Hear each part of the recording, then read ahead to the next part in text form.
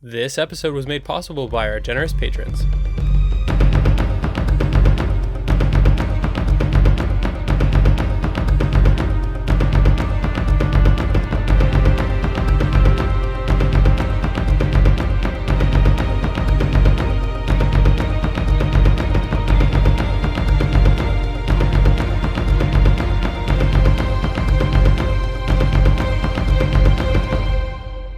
Welcome to episode 151 of the Ink to Film podcast, where we read the book And then see the movie. I'm Luke. And I'm James. And this week we discuss Philip K. Dick's 1953 novelette, Second Variety, and its 1995 adaptation, Screamers. We're back with Philip K. Dick. This is our fourth adaptation from him that we're covering. This is a patron-commissioned episode. Shout out to Stephen E. for commissioning this one. This was a fun revisit to the 90s, the mid-90s. Yeah, definitely. It's weird. It's almost like Philip K. Dick is like a massive staple of sci-fi or something like that. It's weird that we keep coming back to him. It's almost like a bunch of adaptations have been made off of his work. I mean, we have a sort of a rocky history with him, I think. Like, we've enjoyed a lot of his projects, but when it comes to his actual writing, I feel like we've been fairly mixed on it. Mm-hmm. Is that safe to say? Yeah, and I mean, I think for the most part, we've appreciated the adaptations of his work more than his original work in most cases, I would say. Mm-hmm. Yeah, I think that's probably safe. And today's where it all changes, at least for me. Yeah. I mean, I won't get it. I guess I won't necessarily say that I'm going to choose it, because I'm going to save that for the very end. But at the very least, I enjoyed this story more than I think anything else I've read from him. Do Androids Dream of Electric Sheep was a cool novel, and it has great parts. There's definitely parts that were kind of a slog, and I kind of struggled to say it was a super compelling read for me. It was interesting, but I don't know. But this short story I thought was really compelling. I enjoyed it. A lot of the sort of staples of Philip K. Dick are in there, and I think this was early on in his career and shows a lot of the things that he was going to continue to write about throughout his career was like in its early stages here. Just from what you said, I'm assuming this was written before Do Androids Dream? Well before, yeah. So that, like you said, that kind of goes to inform his stance on technology and what it would mean to be alive, and sort of a lot of things that we explored with Blade Runner and Do Androids Dream. And I've definitely said this in the past, but Philip K. Dick's stories are such great jumping off points. Like a lot of the time he sort of is creating this interesting world with some really interesting components, and then he presents a story to you, and he doesn't really give you the beginning, and he doesn't really give you like a super finite ending. He kind of just like gives you a snapshot of a story within these interesting worlds. And I think this is more of like a complete beginning, middle, end story for this here. Yeah, I agree with that. It definitely felt like a complete thought. It took the story to its logical conclusion, had a couple of twists in there. It dealt with sort of secret identity, are they, aren't they questions that reminded me of like The Thing. Obviously this story was written well before the movie The Thing, but it was following after Who Goes There novella. So it falls in an interesting spot where it's like maybe this wasn't a completely new idea, but like it's early enough on to where I feel like this was a very fresh kind of idea of having people be potentially imposters and the sort of paranoia that you would have from that. And I think that's on display in the story, and I love that stuff. I ate it up. Yeah. Well, yeah, like you said, it very much reminded me of The Thing, sort of not really knowing who's who and exploring that. But then it also reminded me of what he would go on to do with I know they're not called replicants in his story, they're just androids, I think. But just the idea of replicants and like, is this person speaking to you that's so human? I think they were called Andes, if I'm remembering. Andes, yeah. Yeah, I think you're right. Well, Andes like for androids as a shorthand for androids. Yeah. By the way, Do Androids Dream of Electric Sheep was 1968, so this was a full 15 years before he would write that novel. Yeah, that's crazy to think about. I can't help but feel like this maybe was influential. This story was also maybe influential to things like the Terminator that would come out in the 80s, and a lot I feel like any sort of robotic soldier army sort of impersonating humans, it might be influenced from this. I don't know how fresh of an idea this was in 1956 or 50. I think pretty fresh, honestly. And it's funny that you should mention that. There was an account that tweeted at us called SFF Audio. Don't know a lot about them. I think they have a blog, maybe a podcast too. But they were saying that this short story apparently is the one of two short stories by Philip K. Dick that actually served as the inspiration directly for the Terminator. But apparently Harlan Ellison gets credited as being the inspiration for the Terminator. But apparently if you read the stories that are supposedly leading to this, like there's basically it makes a lot more sense for this to be it. There's another story called The Skull. And then there's this story. This story is basically the way that the future looks with the underground factories producing these machines, which is very reminiscent. Everything's post-apocalyptic. The world's been wiped out. That's very reminiscent. And then apparently there's another story called The Skull, which is about a character having to travel back in time. So it's like you take those two Philip K. Dick stories apparently, and you put them together, and it looks a lot like the Terminator. But apparently, this is not something that like James Cameron has said, although he has admitted to being a big fan of classic sci-fi of the era. So the possibility that he read these are high. Yeah, I don't think, especially at that time, you don't have to. You can have read a story and have it inspire another story, and not say like this is directly based off of. And I feel like that's sort of what we're seeing there is very clearly inspired. There's inspiration there. There's ideas that were probably pulled in because it would be kind of fun to read The Skull and to read maybe the Harlan Ellison short stories that are referenced directly, and then cover the Terminator and be able to discuss like what do we think was actually drawn on? Was any of it direct or not? Because I haven't read that story, so I don't know for sure, how it lines up. I kind of am drawing connections through some of the sci-fi of the time, and this is directly like related to movies, I guess more specifically, but the star of this movie is Peter Weller. Yeah. And Peter Weller is RoboCop. He's also Buckaroo Banzai. Who, so he's like kind of a big 80s and 90s icon. The reason I bring that up is Paul Verhoeven directed RoboCop, and then Paul Verhoeven also directed Total Recall. So that's another Philip K. Dick. That's how we can draw a connection through sort of Philip K. Dick, Paul Verhoeven, Peter Weller, back into Philip K. Dick. Yeah. Well, and I don't know if you saw also the screenwriter, Dan O'Bannon, was also the screenwriter for Total Recall, the screenwriter of this movie, Screamers. Not to mention the original screenplay for Alien was how he kind of like cut his teeth in the industry. So there's a lot of interesting connections here, like convergences of things.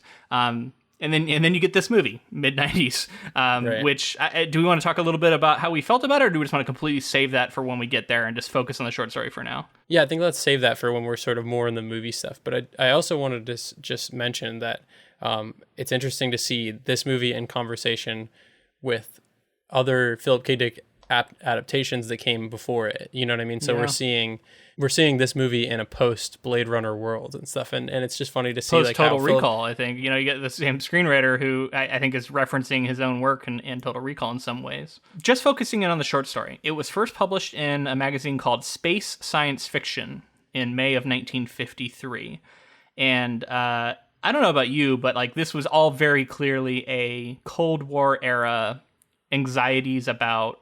Or maybe even this, I guess, would have been coming kind of pre-Cold War in 1953. This was like right after World War II, so not long after the bombs were dropped in Japan. It was very like nuclear war anxiety to me was like what was like permeated every ounce of this story. It's like communism, the Red Scare. You have people being blacklisted in Hollywood and things like that. All kinds of stuff leading up to the Cold War. For sure. I mean, Soviet Union versus U.S. is directly who the two opposing sides are here. And it's set on Earth, which has been destroyed by nuclear war. And then now, it's like nuclear war / these robots, I guess.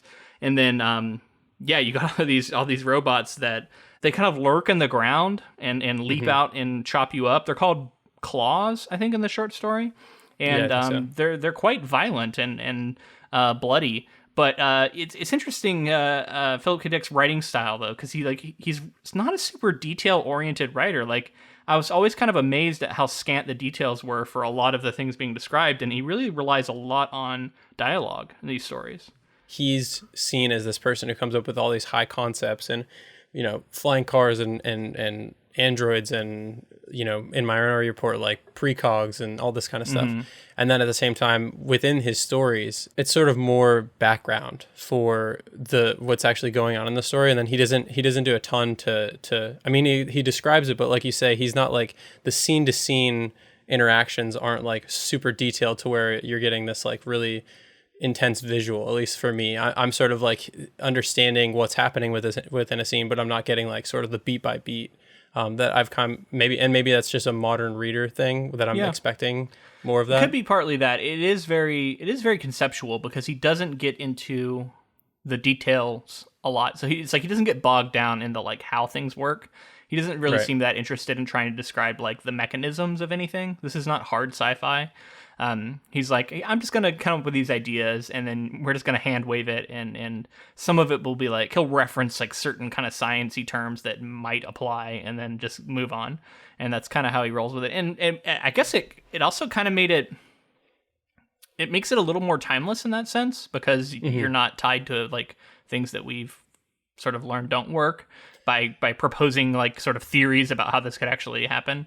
For the most part, I mean, you get a little bit of that, but let's talk about what actually happens in this story, right? Like we have this character Hendricks who is out on patrol, and there's a Soviet soldier who gets chopped up by these claws. Turns out he has a message wanting to have sort of a meeting.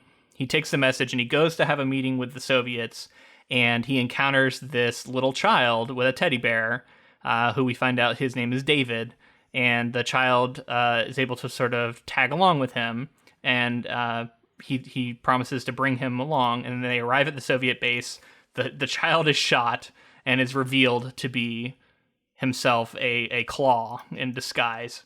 And then we find out that most of the Soviets are dead, and there's only like 3 people left, 2 men and a woman.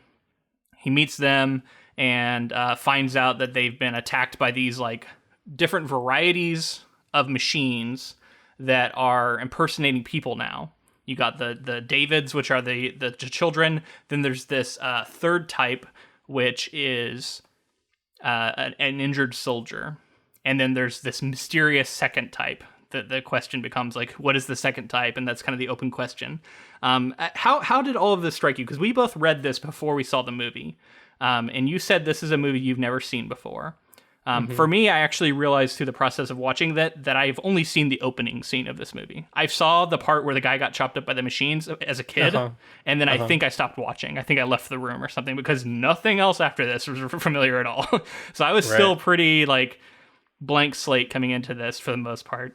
How were all these twists and turns reading them for you? This is one of the more efficient stories that we've read from Philip K. Dick. Like I don't think that it really got bogged down in sort of. I can remember specifically in Do Androids Dream, there's like sort of this scene of like interacting with the radio and the way that the radio can give you like certain feelings and things like that. And like I think that's cool and like conceptual, but it doesn't really like it's not that engaging. Whereas I think dialing in this story, your emotions in, and there was a scene that I think that followed that where he was like logging into this virtual reality religion thing. That I think it was one of the areas that really got bogged down in early. Right. And so like that. And I didn't really have many moments of that with this short story novelette here. Did you see some of the twists coming, or did you feel like you were just along for the ride, or like did you know that the child was going to be a machine? Did you see that coming? I feel like I mean I think I knew basically right away that the child was a machine. I didn't the twists and turns as we get further. Once the person was killed and they were alive, they were actually human. I was like, okay, so either one or both of these people are robots as well, because it just you're on the lookout for the second variety, right? Like it's been lampshaded. It's like there's a second variety out there. Nobody knows what it is. So yeah. And after that one dies, and it's just well, let's name them. I actually have their names here. There's Rudy, Klaus, and Tasso. And Klaus kills Rudy because he suspects that Rudy is actually a claw, but come to find out Rudy was a human and gets murdered by Klaus. Right. And so when Tasso, it's the end when Hendrickson and Tasso are they're still together. I'm like, the most interesting version of this story is her being also a robot and like finding a way to sort of continue on and continue the species. And that I did see that one coming, but I would say the first time that somebody was killed, I thought that person was going to be a robot, and he turned out to be a real flesh and blood human. And then I was like, okay, we're definitely, one of these two people is going to be a robot from there. Actually, I think they both ended up being, right, because he ends up being revealed as being a robot, but then the double twist is that Tasso at the very end convinces Hendricks to let her be the sole pilot of this ship to head back to Earth. And we've heard all along that like they're designed to like get into bases and like convince you.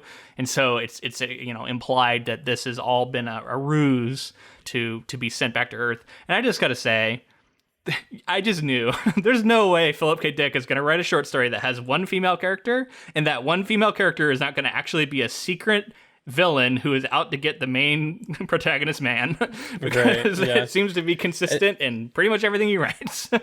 It's kind of his MO at this point. He's got like his he feels a certain way about his female characters, and that's that they're out to get him. Antagonistic. Antagonistic to say the least. Yeah, they're all secretly out to get him too. It feels like it's weird. It's like they're you know what I mean? Like the wife characters always have like these ulterior motives, and that's literalized here in that they're secretly a machine. You think back to we can remember it for you wholesale, where his wife is this like double agent and all this stuff. It's I mean, consistent. And we've talked about it, I think, in past episodes. He's the person who has been married like a bunch of times as well. So he's it's clear where his sort of he's got some frame is coming from with this stuff. He's got some troubling baggage. Views on women. I think it's safe to say. But all of that being said, still like I kind of have to like know all of the other stuff about Philip K. Dick. Like if I just read this short story and never read anything else by him, you know what I mean? Maybe I wouldn't like recognize this as like a weird pattern. There's not very many characters, and most of them end up being robots basically in this. We never really go inside the original base to like see other human beings, whereas we do that in the film. So like this is kind of a small story in scope as far as like number of characters we actually encounter.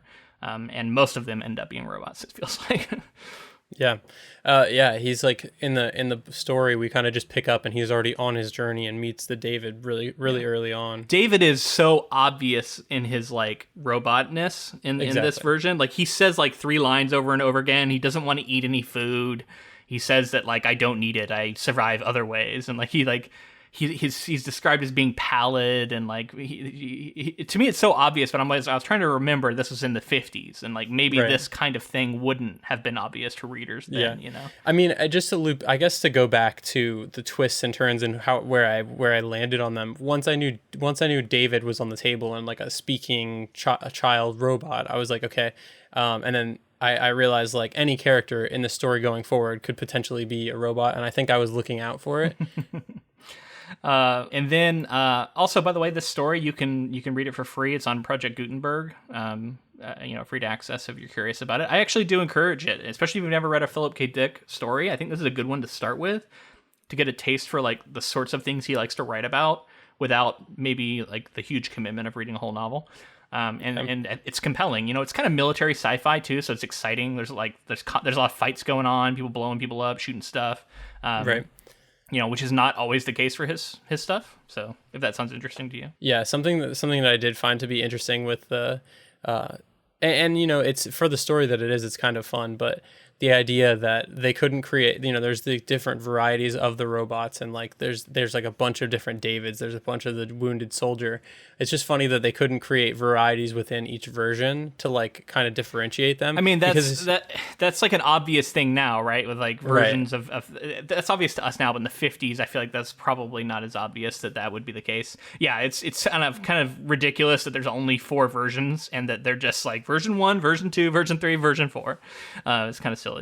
they're so varied in the versions. Like a child is much smaller, and then like a wounded soldier is a very specific. Well, version 1 is like a little fucking saw blade in the ground with claws, and then version 2 is a fully functioning human child with speech. So exactly. The difference between those two is just miles apart. And if they had the technology to make that, you would think they would have the technology to create tons of different variations in between each sort of stage. But I will say it does sort of lead itself to eventually this like army of children is kind of creepy. So that it's got that going for it. Take me with you, yeah. So a couple things that stand out too. I really liked the repeated refrain they kept having of the Hendricks was like, we created these things. It wasn't a Soviets. You know what I mean? I think that contextualizes the story in an interesting way. America created these robots, and now they're turning on us. And the excuse for it, he says like, I wish we'd never created them, and like other characters say to him, if we hadn't done it, they would have.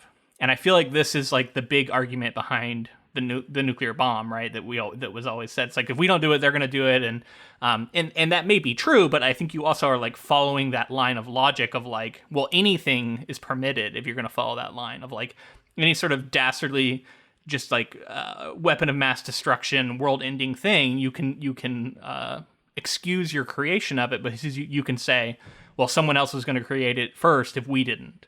I mean, and it's a way of making yourself and specifically society feel better about the whole thing, right? They're like, well, we had to. We had no other choice. If it wasn't them, it was us, and that sort of thing. It's like a way for people to try to sleep at night. Where obviously it's a horrific thing that's going on, and I guess this is kind of in conversation with like what, if it wasn't a nuclear bomb and it was these crazy creatures, what sort of we have coming to us, you know what I mean? That's sort of that like what you reap what you sow kind of thing. Like what, because you made the atomic bomb, like what's the repercussions of that in the future? Yeah. So there is some early also discussions of like the robots, the claws here, becoming sort of the next step in evolution and becoming the new dominant species. And then that's sort of discussed early on, and then at the end it seems to be implied that like that is true because this Tasso character has gotten onto the thing, and he only realizes, he basically finds a tag or something, I forget what it is, but he finds a label on the corpse of the other character who was killed, who turned out being a robot, and he finds out that was version 4, which then leads him to go, oh, there's a second version I still haven't seen. And then I think 2 Tassos come walking out of the bunker or something, like next to each other, and then he realizes, oh shit, Tasso is actually the second variety, which is the name of the story. So that's the big reveal. And then I liked the way it ended, which is he sort of is like looking up at it and realizing that he's basically led to the destruction of Earth, but his sort of final thought about it is they were already beginning to design weapons to use against each other. So he sort of... Well, it was specifically the grenade, right? She had like a grenade on her hip that was specifically made to destroy like the certain generation. That's right. Yeah, it was they had already developed a bomb that was designed to destroy other claws. And so he sort of is... It's like this like grim... I guess sort of like a grim irony that they have inherited this thing from humanity. Mm-hmm. Or maybe he's implying that all life is this way, but that they're finding ways to kill each other, and which is, I guess, sort of implying that even they are doomed to one day destroy themselves. Right, and there's conversations that happen throughout where it's like, someone asks like, "Are they alive or not?" And he's like, "What does that matter? What does that mean?" Kind of thing. Yeah. It just goes to show, like, I think the whole message of the story, with that being the ending, there would probably be like, that he feels life is always in conflict, and that like this conflict would continue whether it's humans or, like you said, any other. That's just like the sort of reverberation, I guess, of life. Like no matter what form life takes on, like conflict will always be a part of it. And then obviously you put that at the start of his career with what would follow with Blade Runner, with Do Androids Dream of Electric Sheep, I should say, and you see that this is something that he was continuously writing about, and then I think is carried on into modern day. Like, that is a question that is really big philosophical question in all of sci-fi that we continue to write about over and over again, is like, what does it mean to be alive? What does it mean to be conscious? At what point are machines or artificial intelligences considered alive, and how do you make that distinction? There's something about biology versus like electronics.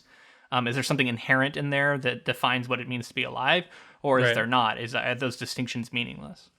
Yeah, like at what point does AI have rights? Like at what point is it living, and does it deserve the same rights as any other living being? So, I mean, when you think about it, 70 years ago, essentially, he was writing these, and that's still questions that are super important today, maybe more important than ever. So, really groundbreaking stuff.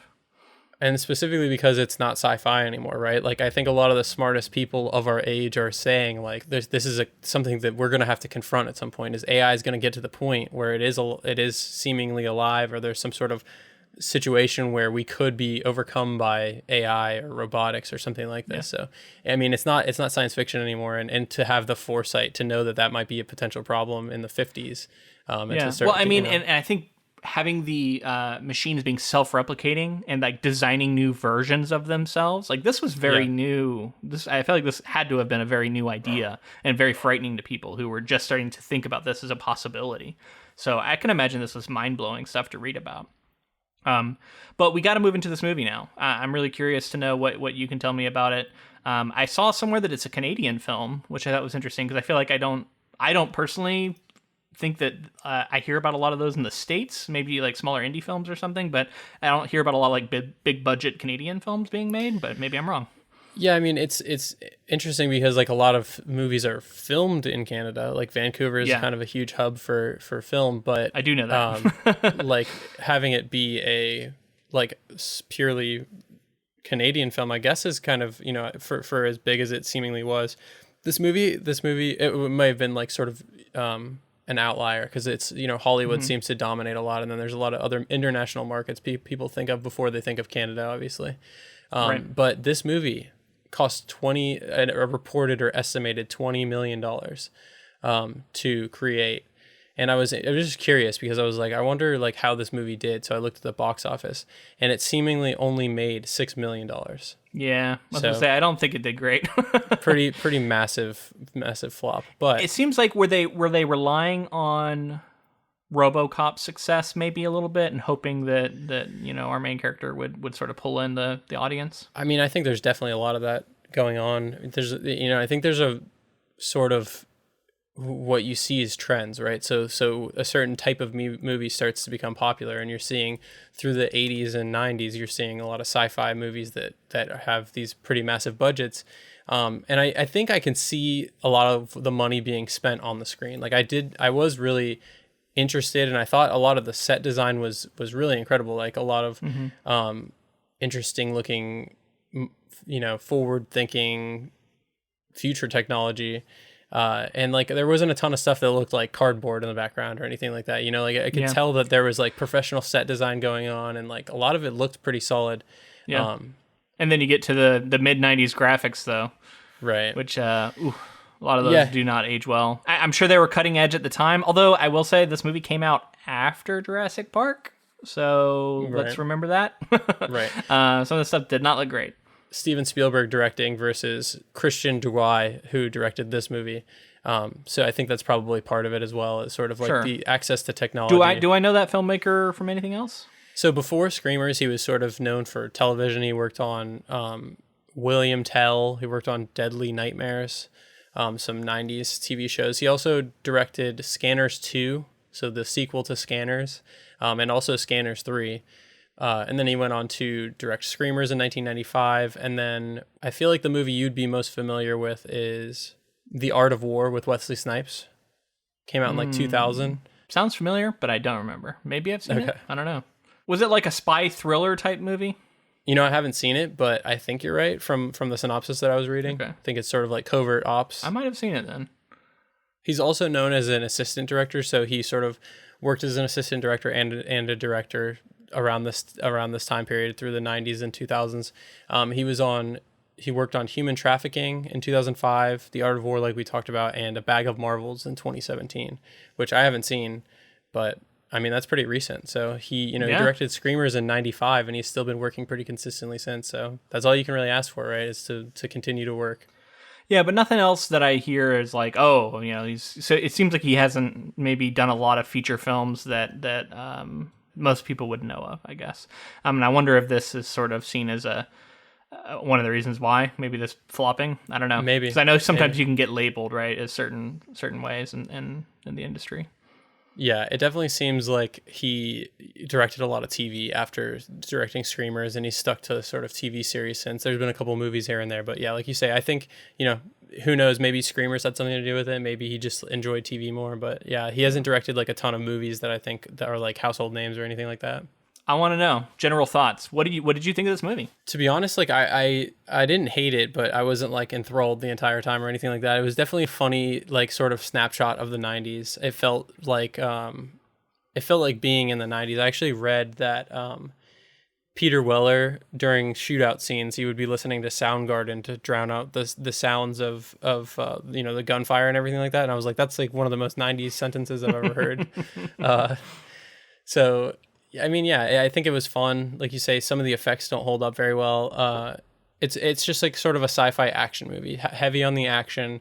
Some of the dialogue is like very cringy. Some of the stuff that goes on is a little cringy, but I mean, ultimately I had fun with it. Like the machines are interesting, and I guess Peter Weller gives an interesting performance. They were trying to definitely lean into the RoboCop stuff. They very much wanted to try to replicate something that I guess sort of seemed like an action movie similar to RoboCop, but without the social commentary. Yeah, they wanted Peter Sellers to be the Arnold Schwarzenegger of this movie, the Sylvester Stallone, the big action star draw of this movie.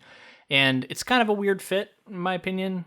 And he is this sort of macho, I don't know, he's such a 90s protagonist. Like he's like, when we first meet him, he's talking about Caesar and how he was the last great emperor of the civilized world.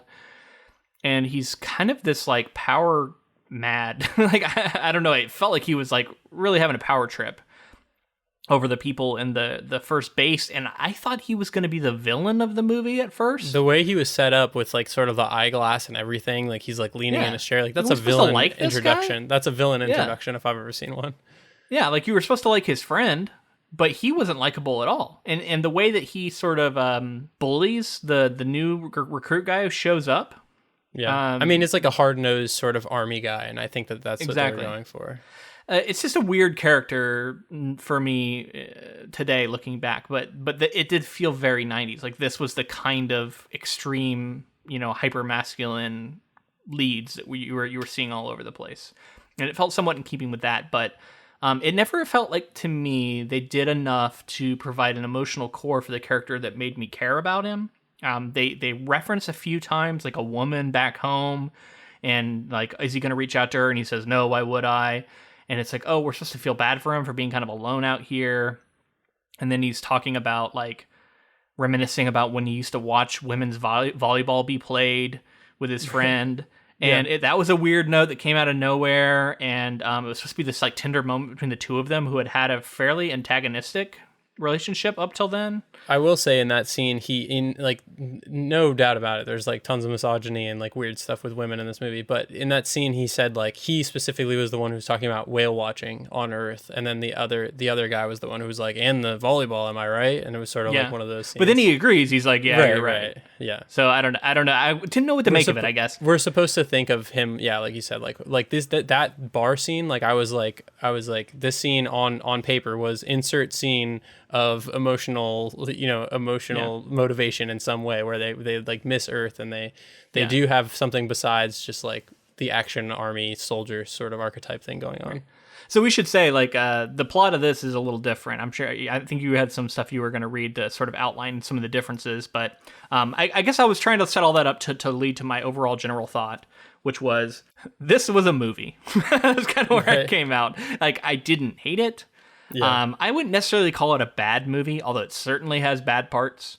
It also has some good parts. It also has some entertaining parts, at the very least. So it's a movie.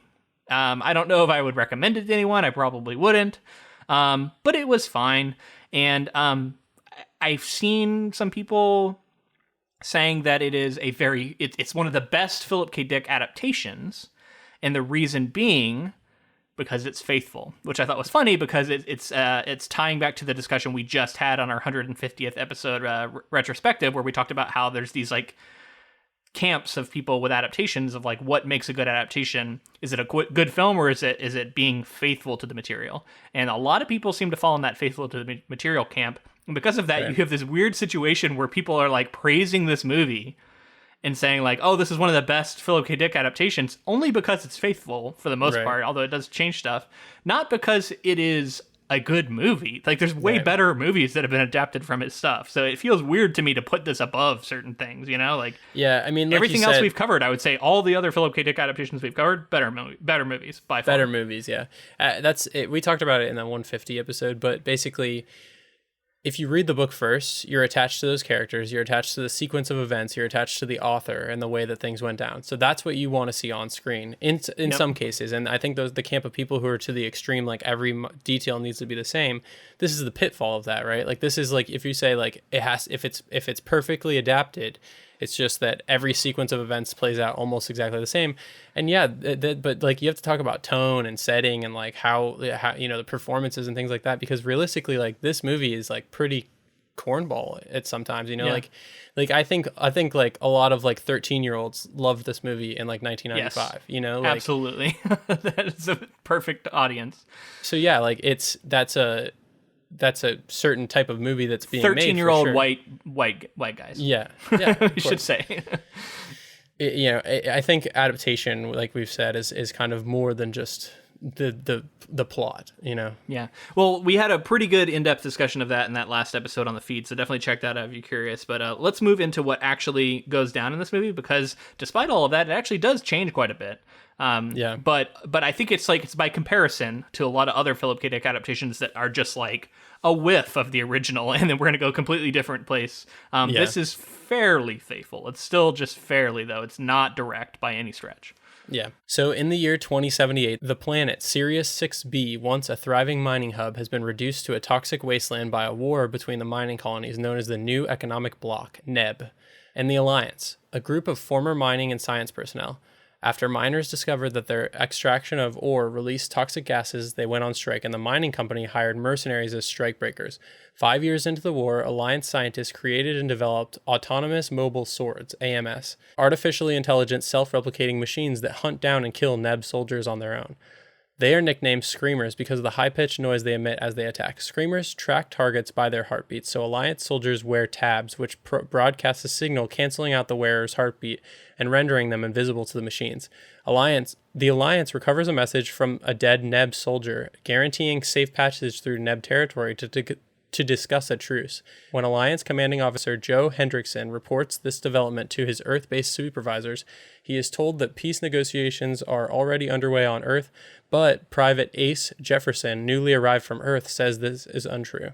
Hendrickson is not surprised. He has long suspected that both sides have simply written off Sirius 6b and abandoned their armies. Yeah, so that's the intro to this movie. That's the setup, right? We've already talked a little bit about Hendricks, but let's talk about Ace. This guy is like, he's a weird character. Like, I couldn't get a like tab on him. He's supposed to be this kind of like new recruit who's come in, and he's supposed to be kind of a hotshot. He's like this like really highly rated marksman and all this stuff, but then like he doesn't seem like that at all. He seems like a goober at best. He's like bumbling around, and like he's annoying for sure. He seems like the first scene we meet him in, he seems fairly serious. Like, he doesn't seem like this character at all. And then for the rest of the movie, he's like sort of bumbling comedic relief. And he's like scared of everything all the time. Like, and he's supposed to like have some sort of connection with Hendrickson, some sort of emotional connection, but I never really felt that between them. Like, I don't see why they ever felt anything about each other. I don't know. The emotional notes all over this film feel off to me. It was a lot of like paint by numbers. Like, he's this other character and this character, and they're close together, so they must like each other, right? Like, you're gonna roll with that, even if we don't display that on screen. So honestly, I think the only reason that this character exists is they didn't trust one character to carry the scenes basically between each base. Like, they just kind of didn't trust themselves within the movie or the audience to go along with it. Like, they didn't think it would be interesting enough, so they wanted to have somebody for him to have a conversation with and that kind of stuff before he meets David and before they get to the NEB base. Yeah, and to dump exposition on, there's a sort of a walk and talk scene that we're about to get into, where he describes a lot of what's going on to him as someone who doesn't know anything. But I mean, the character is sort of, they try and make him into a Swiss Army knife character to fill all these different roles. Like, he's a vehicle for exposition. He has important information about what's actually going on. He's kind of a goober. He's also kind of a badass. And like, all of these things come together and fit this into a weird position. Also, he's an emotional connection for Hendricks to have, but then he's also a comedic relief sort of character who's supposed to be someone that the audience can latch onto.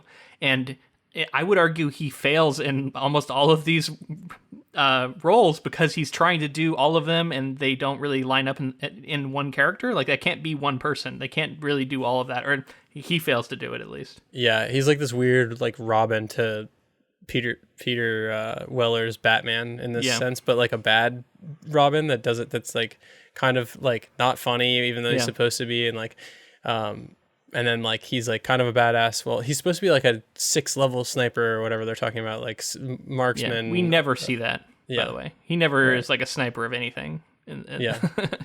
Anyway. It's just a way of saying he's capable. Yeah.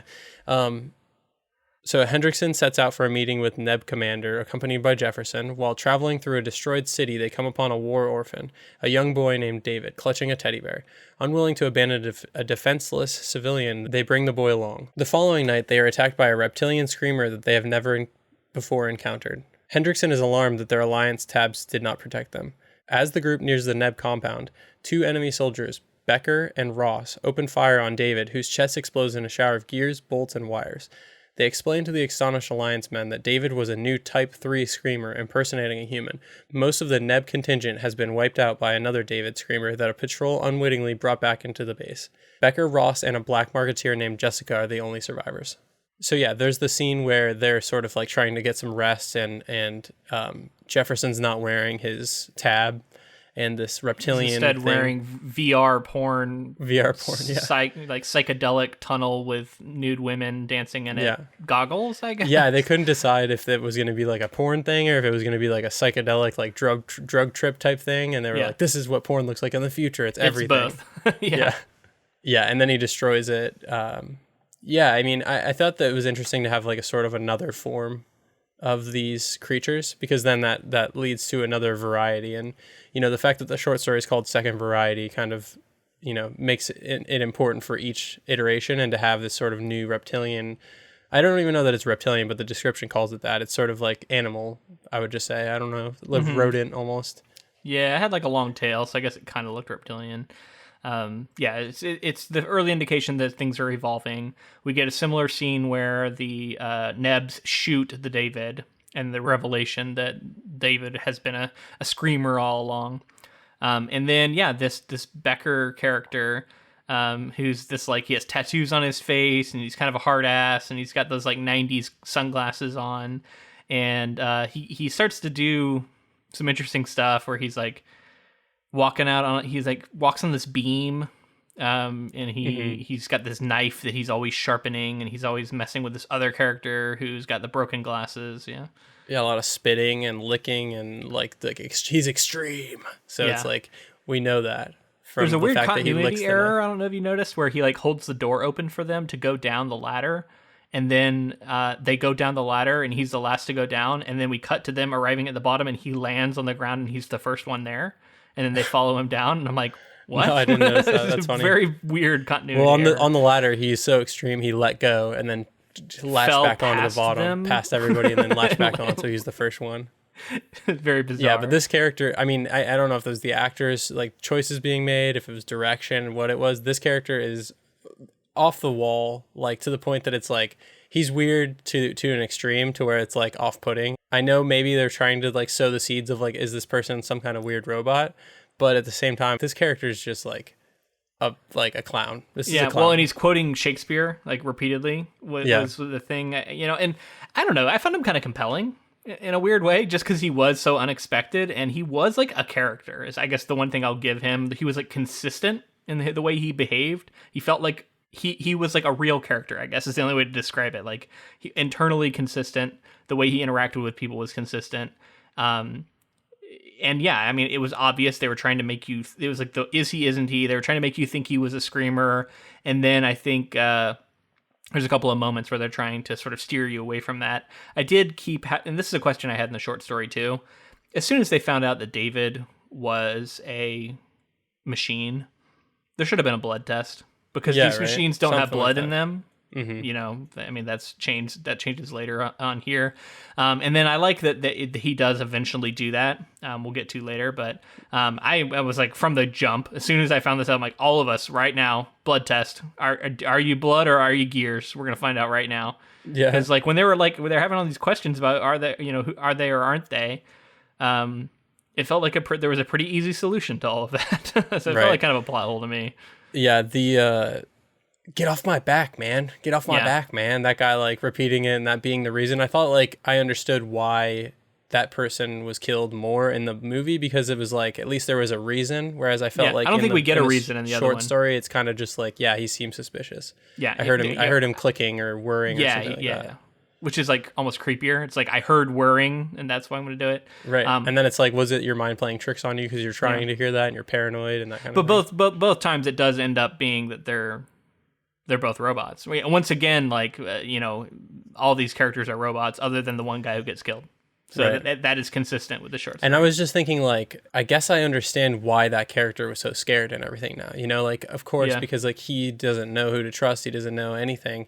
It's interesting that the robots kill, like kind of use him in the plan, whereas I feel like they couldn't have planned to have a human actually come on board with them. You know, he was part of the plan to prove, like, we're not robots. Let's kill. Well, no, I mean, maybe if we're thinking like 3-dimensional chess here, because they sent the original guy to ask them to come and do the sort of peace treaty meeting. Right. And he was a legit guy. And they were already robots at that point, so they were already planning to sort of ingratiate themselves and get... I think the whole plan was to get back to Earth, from the mining planet. And so this was a long con, I think.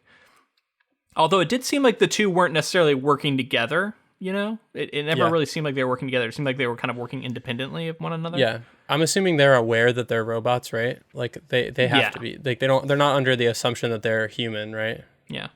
But let's talk about this. You said her name's Jessica in this? Yes. Let's talk about this character because, oh boy, the introduction of her is so weird, and then she's like immediately like, ooh, I'm a sexy woman, and then all the guys are like, ooh, and then like Peter Sellers is giving her eyes, and then they go into another area, and she starts like undressing in front of him and scrubbing herself, because that's a normal thing for a person to do. I guess if you view it through the lens of like she's a robot trying to seduce him or something, maybe, but like, God, it was just weird. And then like the idea that he is going to be so taken with her that he's like instantly fallen in love with her. Well, I just was like, he said like, you're so beautiful or something like that. And I was like, yuck. I was like, I don't care like the scenario at all. Like it's just yuck, man. Like, just, I don't know. Choose a better time and place. Like, I don't know. It was, exactly. It's scene. Like, in this situation, this is what you're going to do. It made no sense. Right. And it felt very shoehorned. Oh, we got the first significant female character, so she has got to be sexy. She's got to be the love interest. And, here we go. So, yeah, I mean, it leans right into that, and then we go down that road. I did think it was funny she had the real scotch. I don't know if you were able to identify it. I thought, was it Johnny Walker Red? Johnny Walker Red Label, which I have heard that Johnny Walker Red used to be better. So I'll give him the benefit of the doubt. Maybe in the mid 90s it was a higher quality, spirit, but nowadays not really considered something to be bragging about. You're busting out your Johnny Walker Red Label. What do you think the MSRP is on a bottle of that if I went to the store right now? I don't know, $20-$30 at most. Okay, so yeah. It's not the greatest scotch. I guess it is. Is it a blend? Yeah, it's a blend. All Johnny Walkers are a blend. But, I mean, it's just funny. I was like, okay, Johnny Walker Red, I guess it's better than nothing. It's better than nothing, I guess. That's the point, right? In the apocalypse, you can't be choosy about They're all chugging off the bottle anyway. They're not really appreciating it, that's such a movie thing. It's like people who don't really understand scotch but want their characters to be badass alphas, so they're all going to just drink right off the bottle. Yeah. Anyway, not the point. Oh, I did want to talk. It felt like this is one of those movies that was like funded by the big tobacco. I don't know if it actually was, but it felt like it because they breathe these red cigarettes to like clear radiation out of their lungs. So people are constantly smoking in this movie. Like, you know what I mean? It's like one of those, like the biggest sort of films that's been guilty of this, like making it seem cool to smoke, right? Like so many of those 13-year-old boys that we were talking about who watched this movie probably grew up thinking like, how cool would it be to be smoking all the time? Yeah. Can't wait until I can, or I'm going to go do it now. I'm going to go find a way to get my hand on some cigarettes. Yeah. And as much as like I hate cigarettes, I do still think it's cool to smoke in movies. Not that I thought it was cool in this movie, but like there are times that somebody's smoking in a movie and I'm like, it's a character trait that like I respect if like people putting it in there sometimes, but the fact that everyone's smoking in this is excessive. Yeah. But sometimes like there'll be like it's a character trait and you're like, oh, that's a cool, interesting thing. And like you're like, this person clearly doesn't care about their like long-term health. And that can be sort of a... That's the way I think it can work. Like it can be a signifier that a character doesn't care about their welfare. They don't care about their well-being. They don't have... Maybe they're like sort of stuck in the present. They don't really have a mind for the future. Right. But what was weird about the smoking in this movie was that it was trying to recontextualize it as being healthy. Yeah. It was the thing that fought the radiation. Yeah, and that's pretty funny. You know, it's kind of weird because it's like that is almost like encouraging you to smoke because it's don't believe the lies. This is actually good for you. Yeah, I don't know. Maybe I'm just reading too much into it, but it was weird. Maybe, yeah. I don't know. It's pretty funny though. The red cigarettes also look pretty funny.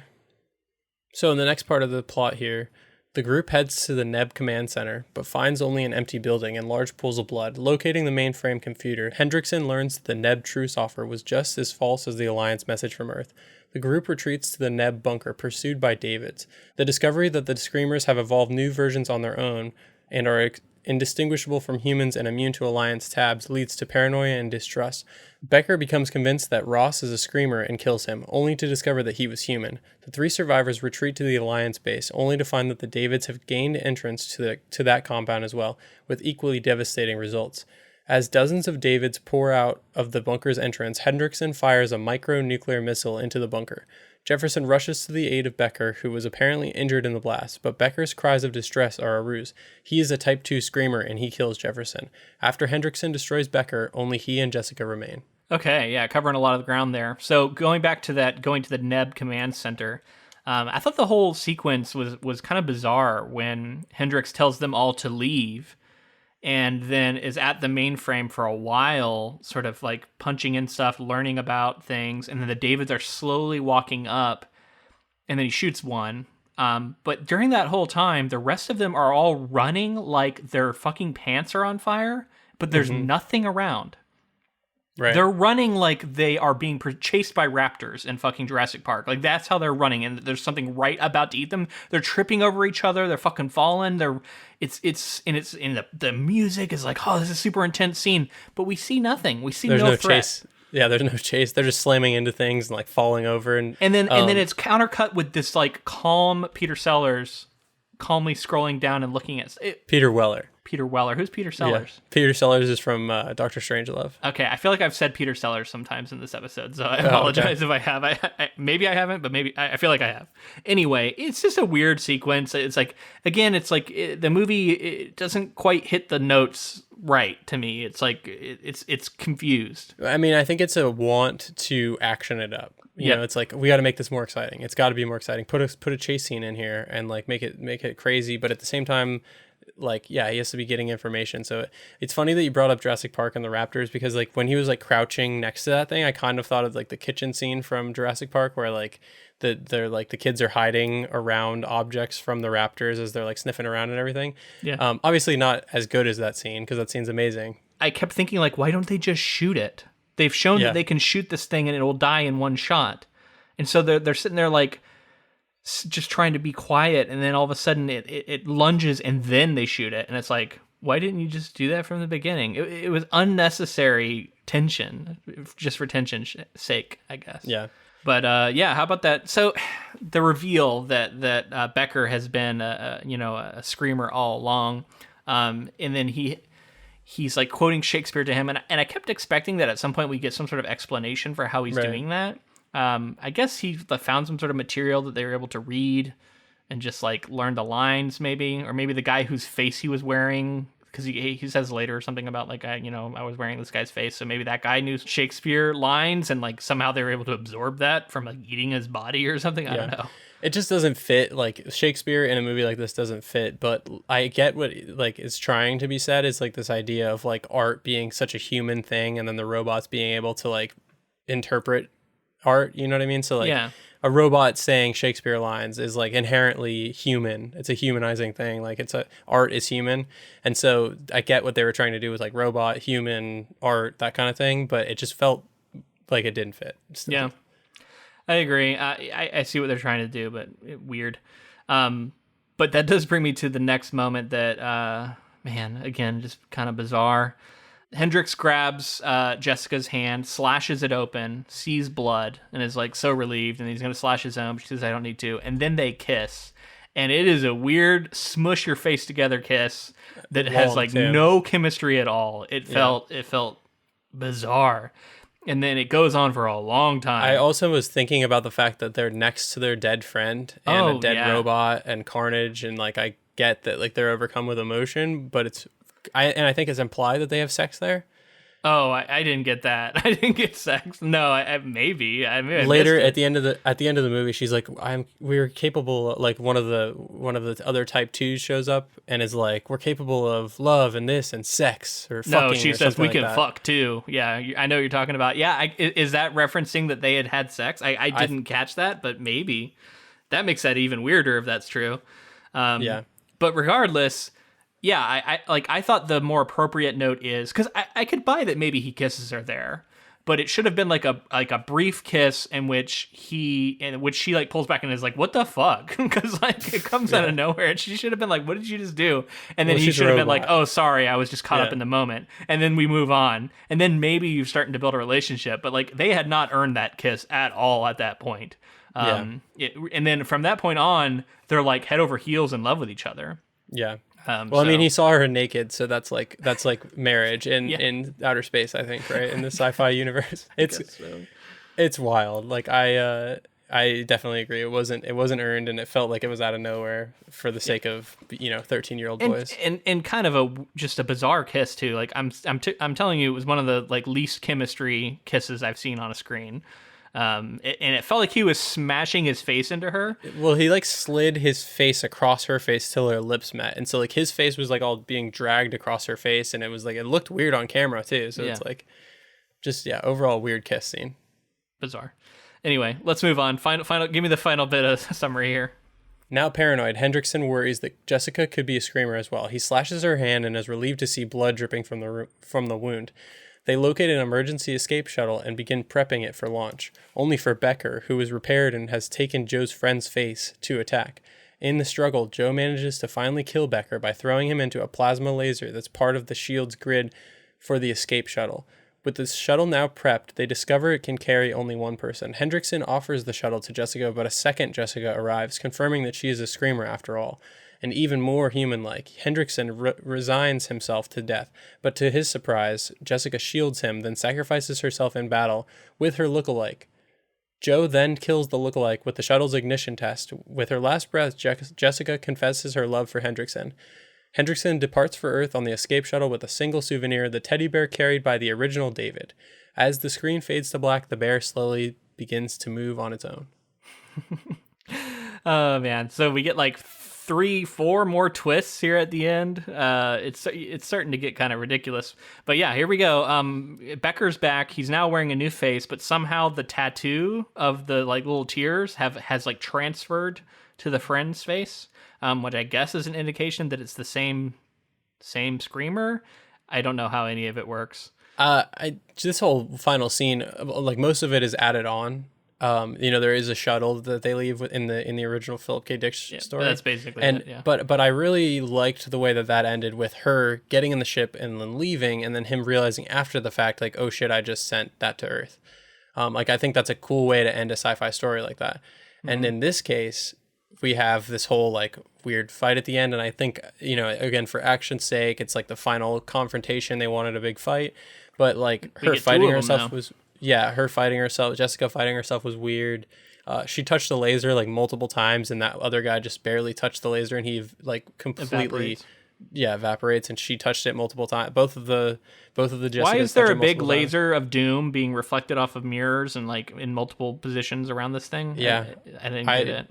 Me either. I didn't really follow, honestly, but it happened, and there were plasma lasers. That's not how electricity works. Also, there's like an open wire. Oh yeah, it should have shocked the hell out of him. It's fucking bouncing against the metal that they're all holding on to for a long time, not affecting them. Then he grabs it and shoves it into the machine that is holding him, and he somehow fries that machine. Yeah, it was the knife that was like in the chest, and then he put the cable onto the knife. Yeah, and somehow he is shielded from being electrocuted from this thing. I mean, maybe there's like a rubber skin or something. I don't know.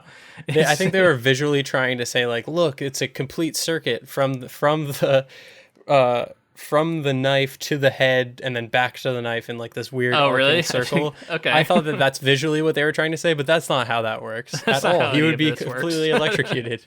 Yeah. Yeah, and then we get their revelation that there is multiple Jessicas. She comes in and but I thought bizarrely says we can fuck, which I was like, okay, why are you saying that? We bleed and we can fuck. It's the naughty F word that 13-year-olds like to hear. Yeah, I guess. So, and then they have this fight, and I thought for sure we were gonna get a like, which one is it? Which one isn't it? Because he has this moment where he can't choose who to shoot, and then one Jessica throws the other. Who gets like messed up by the laser, right? Or something, I can't remember. But like wins the fight, and then he immediately shoots that one because it screams, or does it scream after he shoots it? I felt like he just shot it and then it started screaming. So I don't know how he knew that the bad one won. I'm not sure. I thought that the way it went down was like the bad one won, and then like walked up to him and like was saying some shit about how like they were gonna do something, and then he like hit the ignition, and then I think he had already shot her at that point, though, is the thing. Because I think he shoots her and then she like throws him or something. So I don't know. I just he followed. He was able to visually. He was like, I'm gonna watch which one's good and which one's bad. It was like a whole like magic trick where he like followed with his eyes. It felt like they were setting up the like, shoot that one, no, shoot that one. It felt like they were setting up that scene and they just never did it. Yeah. And then he roasts her the bad one, and then I guess. The line that just I couldn't believe they wrote this line, but she literally says, "I learned to love." Fucking gold. Peter Weller, fucking Hendrickson taught this machine how to love because of his just irresistible sex appeal, I guess. Yeah. Well, that kiss, like, it's undeniable. I get it. Couldn't believe it. Just this one machine, I guess, learned to love, and then so it's like a good machine now, and then he feels bad about having to leave her, but then he does. So I actually found out that Hendrickson's fate is revealed in the sequel, Screamers: The Hunting, from 2009. What? There's a sequel where you find out his fate after leaving Sirius 6 or whatever the hell it was, and goes back to Earth. Oh boy, we're gonna have to watch this now as a bonus episode, aren't we? We might have to. That's what I was thinking. I actually read that there is a sequel that Philip K. Dick wrote that is, or a short story that's considered a sequel. Interesting. So maybe we do both or something if that's the case. Yeah. But yeah, I mean, obviously it's a good idea to take the teddy bear along, right? I mean, just that one thing that the David was carrying. I mean, take that with you. Yeah, not every single David had a teddy bear, did they? Oh yeah, wait, they totally fucking did. So why the fuck would you assume that it was fine to take it? It's so dumb. It's crazy. Yeah. There's so many things that don't make any sense in this movie. Like if you start looking for plot holes, they're just gaping and they're everywhere. Yeah. Which like I've talked about how like that's not everything to me. That's not what can make a movie bad. But if there's enough of them, it can just start to feel like they were getting lazy. If I thought the movie was great besides the plot holes, that would be a difference. It'd be a totally different experience. You know, that's not the main thing. But yeah, I mean the teddy bear thing was I laughed for sure. But I just really felt like the more compelling ending was what was her name in the story? It wasn't Jessica.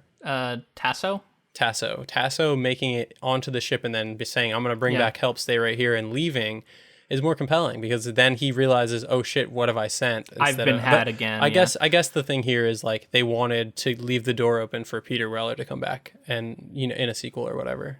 Maybe it's also like I think the story ending is grimmer. It's sort of a because like that whole story, like the Earth itself has already been destroyed, Right. and now we're fighting in the ruins of Earth. Whereas here, Earth still exists. So in a way, it's like. I really like the setting of like a devastated Earth too, because it's like more present. Like we understand what that would be like because we live on Earth. Yeah, and to me, it's like something about this was trying to not be so grim, even though it ends up being a pretty grim movie regardless. But like it was trying not to be, and so I think by changing the ending, they were also trying to be like, we're gonna wink and nod about like, oh, maybe humanity's gonna be destroyed. Whereas in the short story, it's the moon base that's going to be killed now, which is like the last place of like Earth command. And it almost feels like it's kind of like getting what's coming to it because Earth has sort of like humanity has doomed itself already. Right.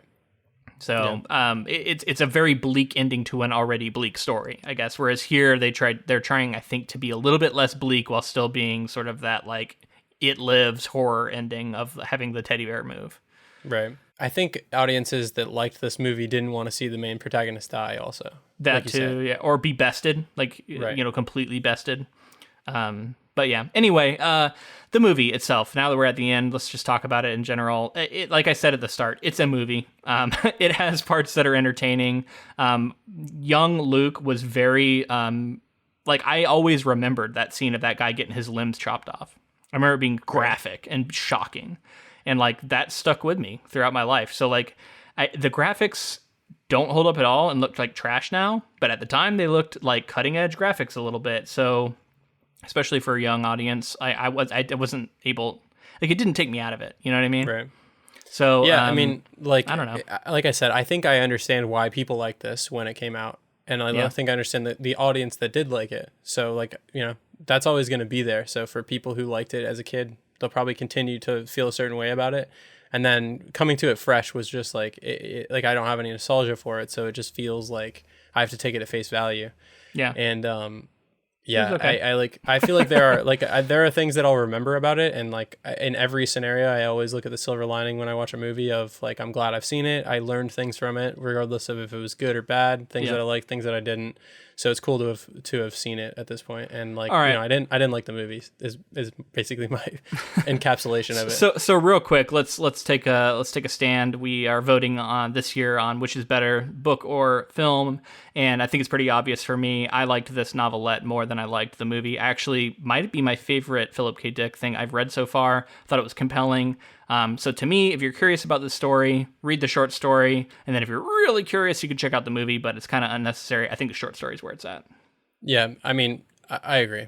There's like a couple things here and there. Peter Weller, Robocop, getting to see him in like an action role, sort of like leading man thing is cool again. Like to see that very 90s snapshot. Just thinking of him watching or listening to Soundgarden on set kind of makes me laugh. So I mean, it is like a sort of times capsule. It's interesting to go back and look at and see like, what was it, a typical action flick? What was it like for women characters? And you just go watch this movie and you're like, interesting. Not great. That's what it was like. But ultimately, like, there are things that I'll remember.